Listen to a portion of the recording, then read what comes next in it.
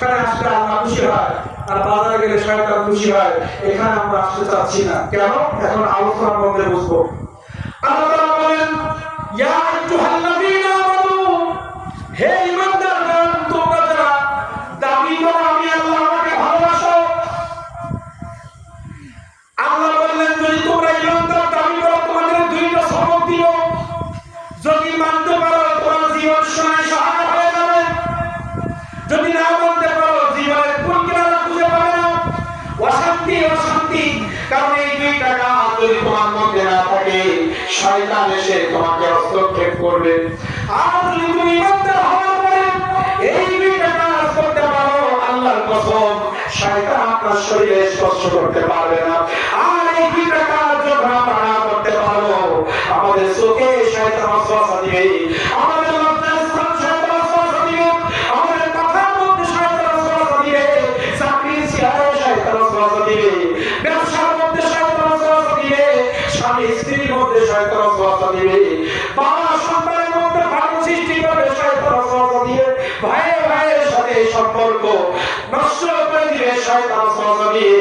আল্লাহ তাআলা বলেন, ব্যক্তি জীবন থেকে শুরু করে সামাজিক জীবন, রাষ্ট্রীয় জীবন, আন্তর্জাতিক জীবনে তুমি শান্তি পাওয়া তখন ঈমানদার দাবি করার পরে দুইটা সবক মেনে নিয়ে যখন আজকে থেকে যদি আমরা এই দুইটা জিনিস মেনে নিতে পারি, আল্লাহর ঘোষণা অনুযায়ী যতদিন আমরা বাঁচবো, যদি 20 বছর বাঁচি, 20 বছরের মধ্যে যত সেকেন্ড, যত মিনিট, যত ঘন্টা আমাদের হাত থেকে চলে যাবে, প্রত্যেকটা সময় আল্লাহ আমাদের পরে খুশি থাকবে। যা করবো আল্লাহ কবুল করে নিবে। প্রথম হচ্ছে কি? ইত্তাকুল্লাহ। আল্লাহ বলছে আমাকে ভয় করো ঈমানদারের জন্য। এখন আল্লাহ ভয় যদি আপনি আমি না করি, তাহলে এই আয়াতগুলো আমরা ঈমানদার হতে পারি না। ঈমানদারদের জন্য, বেঈমানের জন্য না।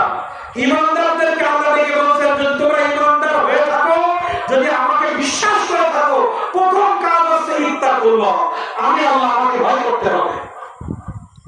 এখন এই ভয় কিভাবে করতে হবে রাসূল শিখাই দিয়েছেন সাহাবীদেরকে।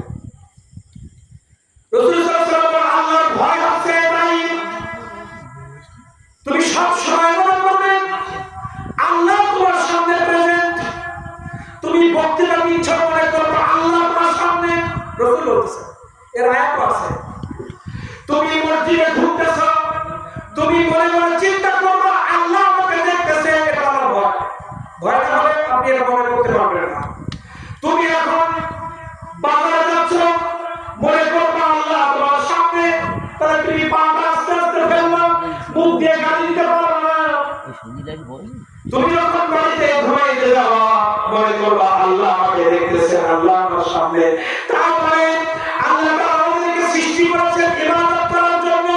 ইবাদত শুধু নামাজ নয়, ঘুম, বাথরুম, খাওয়া দাওয়া, বাজারে যাওয়া, বাজার থেকে আসা, মসজিদে যাওয়া, ঘুমাইতে যাওয়া, 24টা ঘন্টার মধ্যে, একদিনের মধ্যে 24টা ঘন্টা, এই 24 ঘন্টার মধ্যে যত মিনিট, যত সেকেন্ড রয়েছে, প্রত্যেকটা সেকেন্ড মিনিট আল্লাহর গোলামি করা হচ্ছে ইবাদত।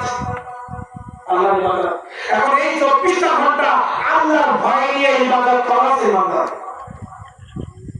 ইবাদতের লক্ষণ কি? একটা মানুষ যদি 15 বছরে বালেগ হয়, 13, 14, 15 বছর থেকে সে যদি 16 বছর বাঁচে, 1 বছর আল্লাহর গোলামি করতে হবে, তার আমল না হয়। 60 বছর বাঁচে, 60 বছর থেকে 15 বছর কোনো গোলামি লেখা হবে না। আর 45 বছরের ভিতরে যত সেকেন্ড, যত মিনিট, এই প্রত্যেকটা সেকেন্ড মিনিটের হিসাব দিতে হবে। এখন সেকেন্ড মিনিট যদি আল্লাহর ভয় নিয়ে আমল করেন, প্রত্যেকটা সেকেন্ড মিনিট আল্লাহর গোলামি হিসেবে আপনার খাতায় উঠবে। আর আল্লাহর ভয় বাদ দিয়ে যদি ইবাদত করেন, কোনটাই গ্রহণযোগ্য হবে না। ঠিক।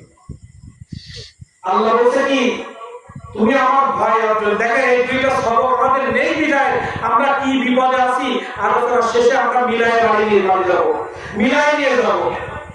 তাফসীরের উদ্দেশ্য কি জানেন? একটা আয়াত এখানে যে মুফাসসির হবে বা যে আলোচনা করবে, এই আলোচনা থেকে 5টা বিষয় যদি খেয়াল না রাখে, ওই বক্তাও উপকৃত হবে না, শ্রোতাও উপকৃত হবে না। একটা আলোচনার মধ্যে 5টা বিষয় থাকবে।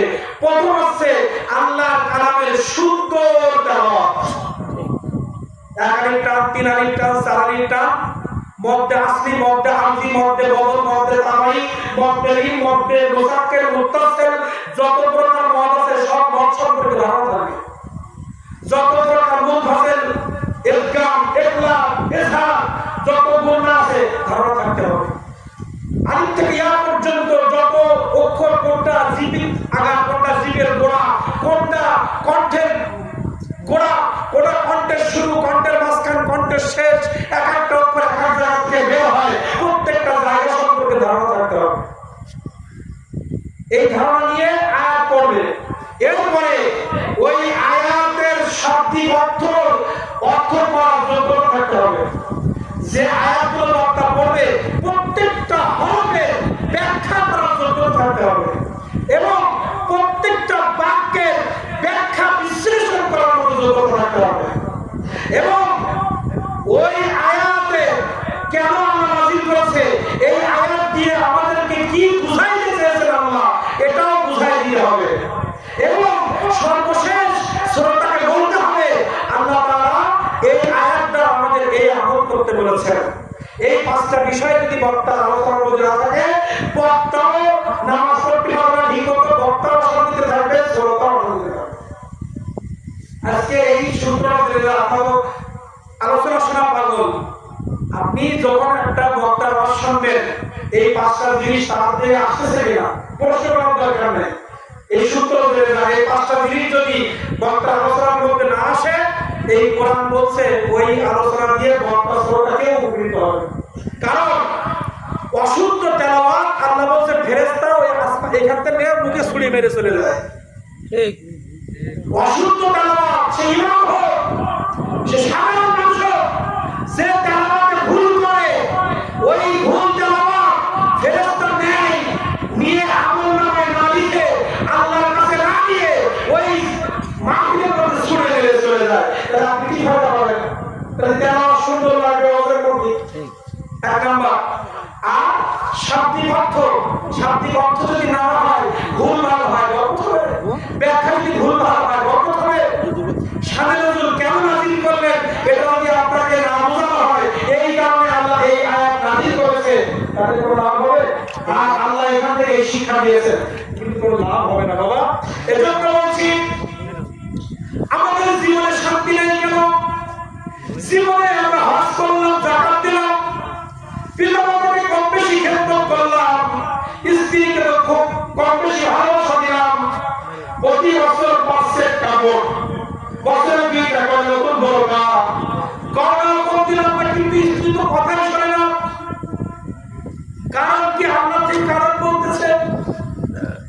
আমার সন্তানের জন্য আমি কম কষ্ট করলাম না, সন্তান আমার স্ত্রীর গর্ভে যদি কনসেপ্ট করেছে, সেই দিন থেকে সন্তানের পেটের মধ্যে ভালো রাখার জন্য